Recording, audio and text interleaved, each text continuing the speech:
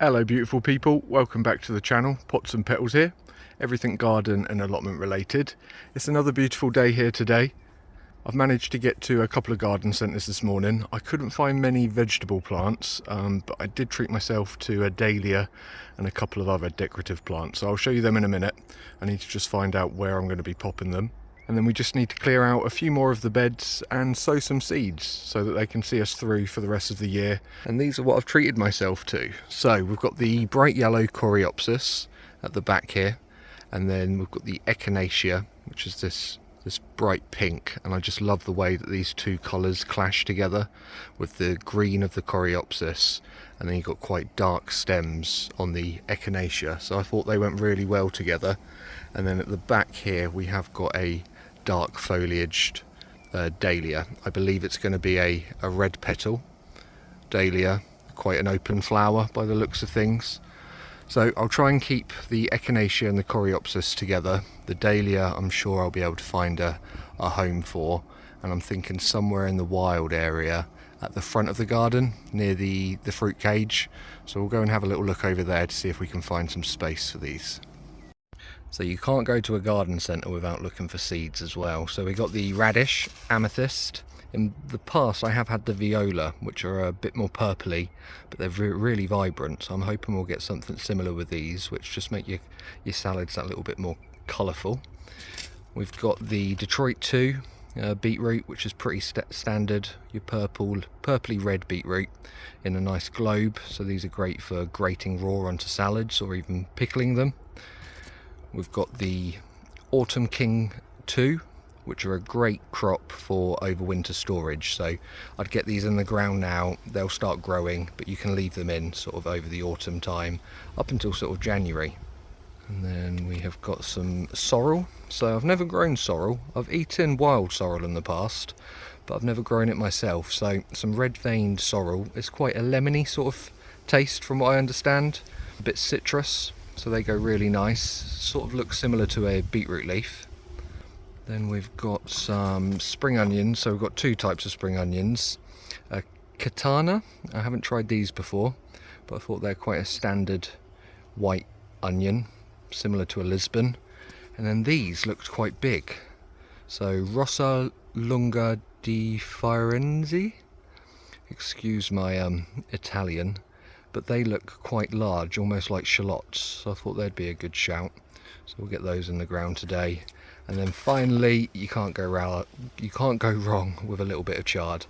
So these are great, sort of steamed. I do like the stalks ovened with a little bit of oil. They're really nice, and I use it like spinach as well. So we'll get some of this on the go. The chickens absolutely loved it. I haven't grown any since the chickens, so bring back some memories for me.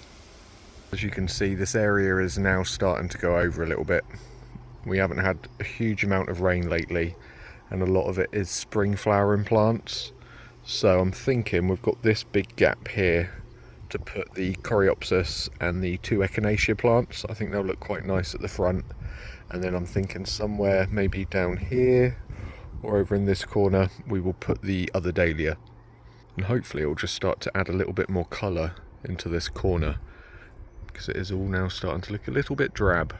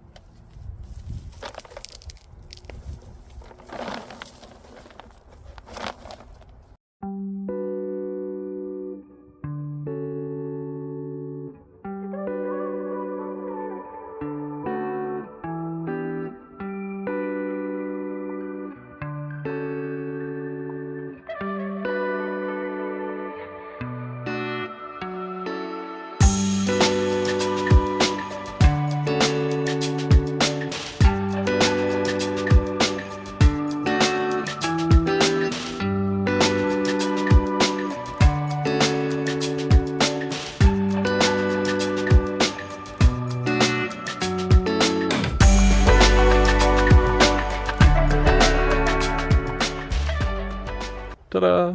And as if by magic, there we go, all nicely weeded so that we can now start adding the plants in. So I'll go and get them. It's a good idea just to place them where you think that they're going to look good in the garden before you start digging any holes. So we'll go grab the plants, pop them around and see where we think's best.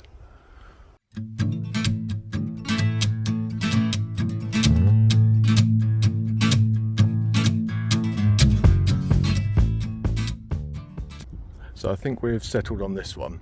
So I really like the yellow with the yellow Coreopsis, but broken up with the pink Echinacea. I think I'll get one more of the Echinacea just to stick over in this corner here. And then the Dahlia at the back with the nice purple, deep purple foliage. I like how that contrasts with the white, but with the pink tones in the Dahlia flower over on this side. And then we've got the white oxeye daisies in the back. So maybe a couple of more dark foliage flowers. We do have the small forget-me-nots, which are dark purple, but they're not doing much right now. So another couple of plants to think about filling that space. Now we've finalised the positions, we're now going to dig the planting hole, which just needs to be about the same size as the pot, if not a little bit deeper, because I'm going to be putting some compost and bone meal down in the bottom, just to give it a little bit more feed. And then once we've dug it all in and it's all nicely planted, we'll give this a really nice soak. And that will just allow the soil to settle nicely around the roots and give it a nice drink at the same time. So let's get these all nicely dug in.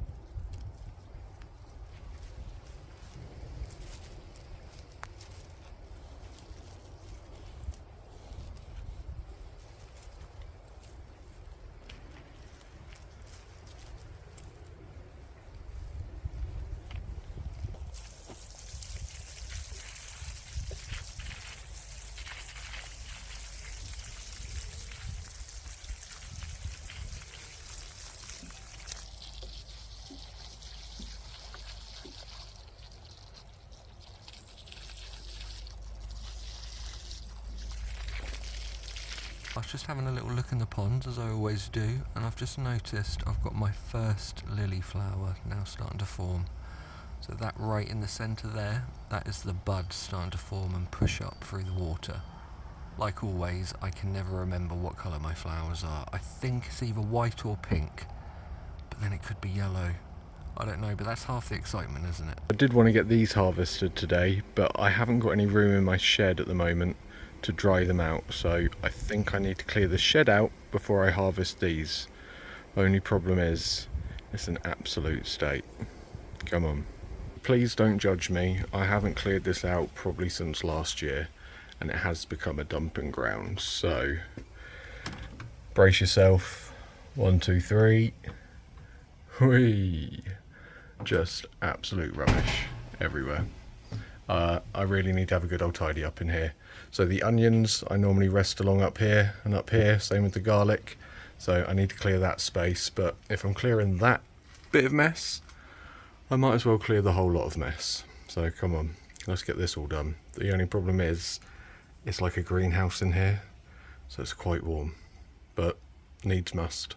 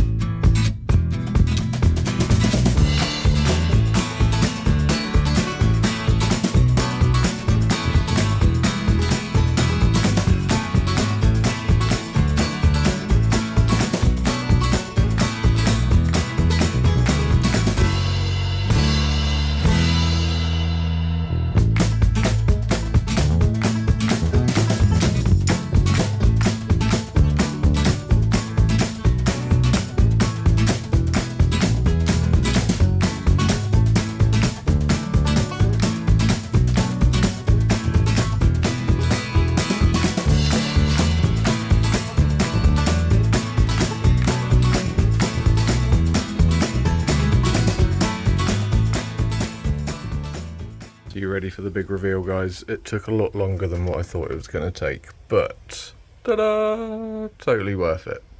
A lot better in here, so I can actually see where everything is.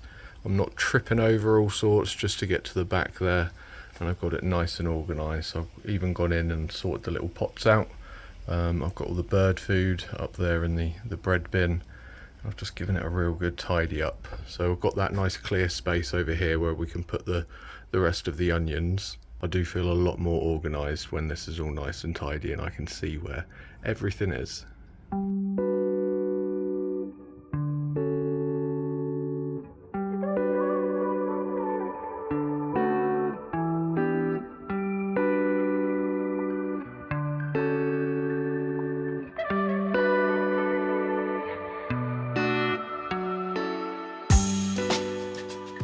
So that's all the onions harvested. If it was better weather and we had some nice sunny days ahead of us, I would leave the onions out like this because they would dry off quite nicely in the sun, but it's because we've got rain that I'm actually harvesting these, so we'll pop these in the shed to dry out. That's the second onion harvest. That is all my onions now. Now, like I said yesterday, some of them are deformed and they're not the biggest of onions, but looking at them, these would make really good pickled onions. So we pickle them at home in quite a few spices. I think we've got enough to see us through this year, but I might do a batch just to show you guys what we do to pickle our onions. They are normally done with shallots or even silver skin onions, so we'll have to give these a go. These are sturgeons, and normally they're great for me, but this year they just didn't do. So I got to the allotment quite late today, so I haven't been able to get as much done, and that shed took quite a bit longer than what I thought. So I think we're going to have to leave sowing either tomorrow or Wednesday, but I'll bring you guys along. It might just be a short video because I've got quite a few things I need to get in the ground before it's a little bit too late, and I find July is the perfect month for that. So I'll bring you along tomorrow and we'll sow some seeds. But that's all we've got time for today, folks. I hope you've had a great start to the week. I know Mondays can be a bit of a slog. Don't forget to subscribe, like, comment, all of that good stuff, and I'll see you guys all again soon. Take care, guys. Bye bye.